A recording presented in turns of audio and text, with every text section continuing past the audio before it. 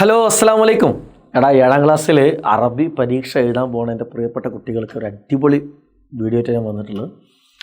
പല കുട്ടികൾക്കും ഭയങ്കര ടെൻഷനാണ്, ഏതൊക്കെയാണ് പരീക്ഷയ്ക്ക് ചോദിക്കുക എന്നൊക്കെ ഭയങ്കര ആശങ്കയുണ്ട്. ഓക്കെ, അപ്പോൾ സാറ് പറയാൻ പോകുന്നത് എന്തായാലും നിങ്ങളുടെ ഈ തവണ തിങ്കളാഴ്ച നടക്കുന്ന പരീക്ഷയിൽ വരാൻ പോകുന്ന ഷുവറായിട്ട് വരാൻ പോകുന്ന ചില ക്വസ്റ്റ്യൻസാണ്, എന്തായാലും വരാൻ സാധ്യതയുള്ള ചില ക്വസ്റ്റ്യൻസാണ്.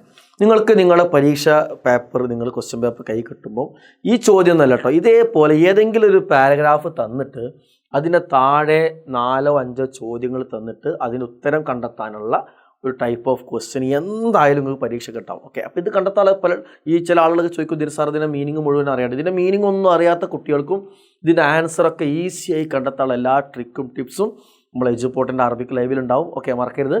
രണ്ടാമത്തെ, നിങ്ങൾക്ക് ഇങ്ങനെ ഒരു ക്വസ്റ്റ്യൻ, നിങ്ങൾക്ക് ഹുവയും ഹുവൻ്റെ സ്ഥാനത്ത് വരുന്ന വാക്കുകളും ഹുമ്മിൻ്റെ സ്ഥാനത്ത് വരുന്ന വാക്കുകളും ഒരു പാരഗ്രാഫിൽ നിന്ന് കണ്ടെത്തി എഴുതാനോ അല്ലെങ്കിൽ ബോക്സ് ഫില്ല് ചെയ്യാനോ തരത്തിലുള്ള ഒരു ക്വസ്റ്റ്യൻ നിർബന്ധമായിക്കൊണ്ടും നിങ്ങൾ അറബി സെക്കൻഡ് ടേം ക്രിസ്മസ് പരീക്ഷയിൽ എന്തായാലും വരും.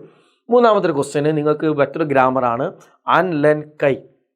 ഈ 3 അഥവാത്തു നവാസിബുകൾ വെച്ചുകൊണ്ട് ചില അൻ ഇൻ ലെൻ കൈ വെച്ചുകൊണ്ടുള്ള ഫേലുകളുടെ പ്രത്യേകത എന്താണ്, അല്ലെങ്കിൽ അതെങ്ങനെ അത് ബേസ് ചെയ്തിട്ടുള്ളൊരു ചോദ്യം എന്തായാലും നിങ്ങൾക്ക് എന്ത് ചെയ്യും, പരീക്ഷയിൽ നിങ്ങൾക്ക് ഉണ്ടാകും.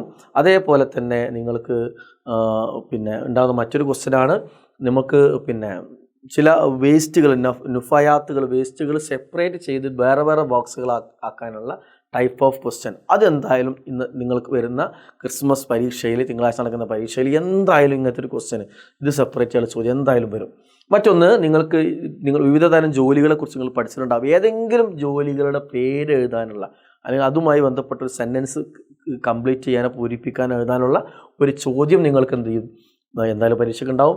മറ്റൊന്ന്, നിങ്ങൾ ബയോഡാറ്റ ഉണ്ടാക്കാം, സീറത്ത് ദാത്തിയെ ഫില്ല് ചെയ്യാൻ വേണ്ടി പഠിച്ചിട്ടുണ്ട്. സോ സീറത്ത് ദാത്തിയെ ഫില്ല് ചെയ്യാനുള്ള ഒന്നുകിൽ നിങ്ങളെ സ്വന്തം ബയോഡാറ്റയോ വേറൊരാളുടെ ബയോഡാറ്റയോ ഫില്ല് ചെയ്യാനുള്ള ഒരു ടൈപ്പ് ഓഫ് ക്വസ്റ്റ്യൻ, അതും പരീക്ഷയിൽ എന്തായാലും വരാൻ സാധ്യത ടൈപ്പ് ഓഫ് ക്വസ്റ്റ്യൻ ആണ്.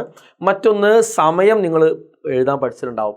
ഓക്കെ, ആ സമയം എഴുതാനുള്ള പൂരിപ്പിക്കാനുള്ള ഒരു ക്വസ്റ്റ്യനും എന്തായാലും പരീക്ഷയ്ക്ക് വരുന്നുണ്ടാവും. ഓക്കെ, സോ ഈ സാർ ഇന്ന് പറഞ്ഞ ക്വസ്റ്റ്യനിൽ ചില ക്വസ്റ്റ്യൻസ് എന്തായാലും നിങ്ങൾക്ക് എന്ത് ചെയ്യും, പരീക്ഷയ്ക്ക് ഉണ്ടാവും. സോ ഈ എല്ലാ ക്വസ്റ്റ്യൻസും അറബി അറിയണവർക്കും അറിയാത്തവർക്കും വളരെ ഈസി ആയിട്ട് അടിപൊളിയായിട്ട് പരീക്ഷയിൽ എങ്ങനെ ഫുൾ മാർക്ക് സ്കോർ ചെയ്യാം എന്ന എല്ലാ രീതിയിലും അത് പഠിപ്പിച്ച് അതിന് ട്രിക്കും ടിപ്സൊക്കെ പറഞ്ഞെന്ന് വളരെ അടിപൊളിയായിട്ട് നിങ്ങൾക്ക് സെറ്റാക്കി തരുന്ന ഒരു ലൈവ് വീഡിയോ വരുന്നുണ്ട്. നമ്മുടെ 7ാം ക്ലാസ്സിൻ്റെ അറബിക്കിൻ്റെ ഷുവർ ക്വസ്റ്റ്യൻ വീഡിയോ വരുന്നുണ്ട്. സോ നിങ്ങളെല്ലാവരും വളരെ നേരത്തെ തന്നെ എല്ലാ ഫ്രണ്ട്സിനും വീഡിയോ ഒക്കെ അയച്ചു കൊടുത്ത് നിങ്ങൾ എന്ത് ചെയ്യണം, ജോയിൻ ചെയ്യുക.